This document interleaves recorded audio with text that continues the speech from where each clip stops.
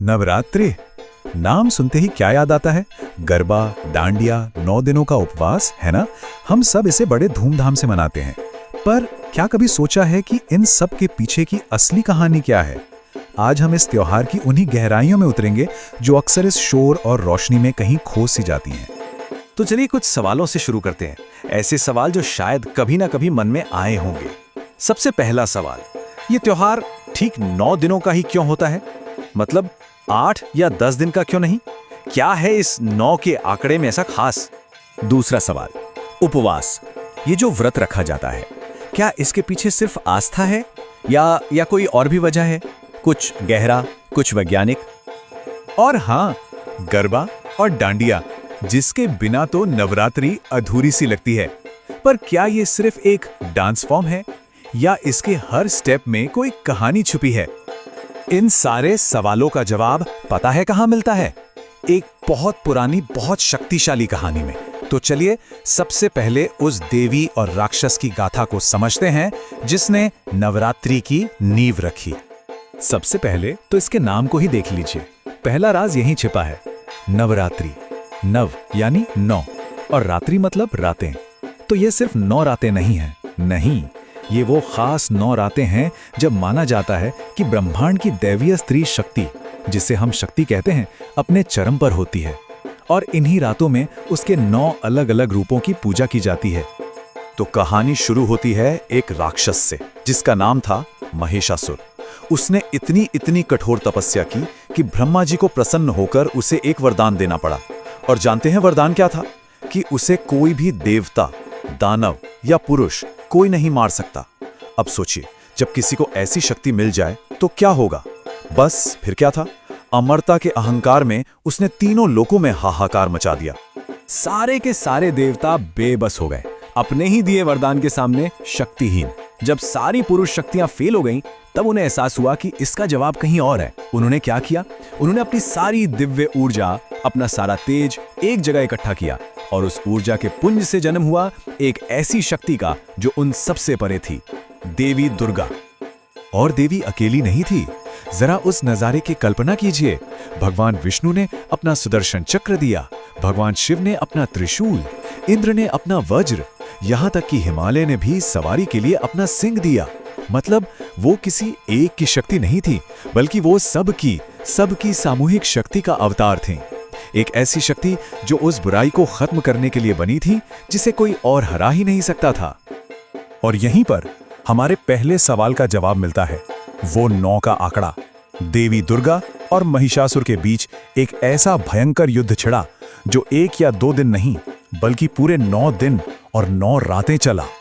मार्कंडेय पुराण में लिखा है कि आखिर में उस 9वीं रात को देवी ने अपने त्रिशूल से महिषासुर का वध कर दिया और पूरे ब्रह्मांड को उसके आतंक से मुक्त कराया। बुराई पर अच्छाई की इसी 9 दिन लंबी चली जीत का जश्न है नवरात्रि। लेकिन रुकिए, कहानी सिर्फ इतनी ही नहीं है। ये तो बस कह सकते हैं कि पहली परत है, पौराणिक कहानी। असल में ये त्योहार हजारों सालों में धीरे धीरे बदला है। इसका रूप हमेशा से ऐसा नहीं था जैसा आज हम देखते हैं। और इसकी यात्रा वाकई कमाल की है। सोचिए, वैदिक काल में ये तपस्वियों के लिए आत्मशुद्धि और उपवास का समय हुआ करता था। फिर आया गुप्त काल, जब देवी पूजा घर घर तक पहुंच गई। मध्यकाल आते आते तो इसमें और रंग भर गए। गुजरात में गरबा जुड़ गया, उत्तर भारत में रामलीला, और फिर बंगाल में इसने एक बड़े सामाजिक उत्सव दुर्गा पूजा का रूप ले लिया। है ना कमाल? एक ही त्योहार पर कितनी लंबी यात्रा। तो हमने पौराणिक कहानी समझी, इसका इतिहास देखा, और अब बारी है तीसरी परत की।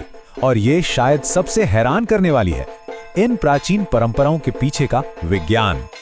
कभी गौर किया है कि नवरात्रि हमेशा मौसम बदलने पर ही क्यों आती है? ये कोई इत्तेफाक नहीं है।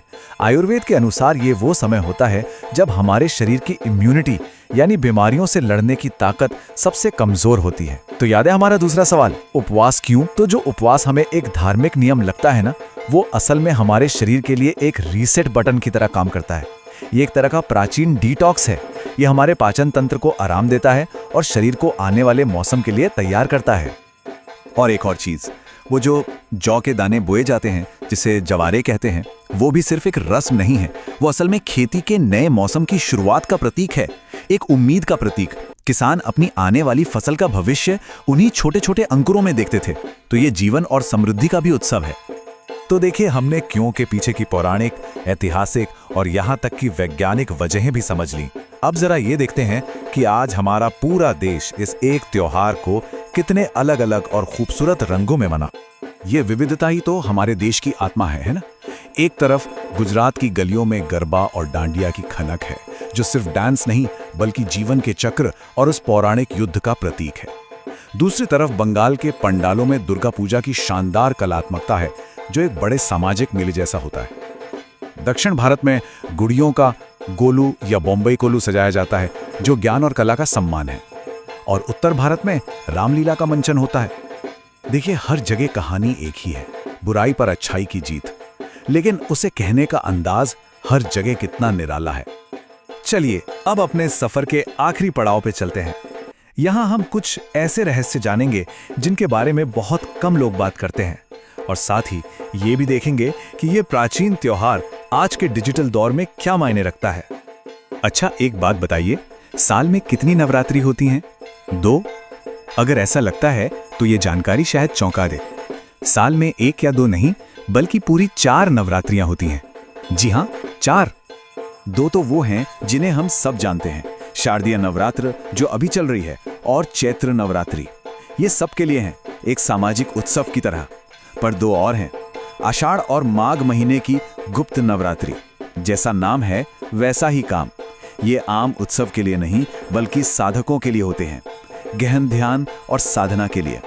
मतलब एक ही त्योहार के 2 रूप, एक बाहरी दुनिया के लिए और एक भीतरी यात्रा के लिए। और यही बात दिखाती है कि ये त्योहार कितना जीवंत है।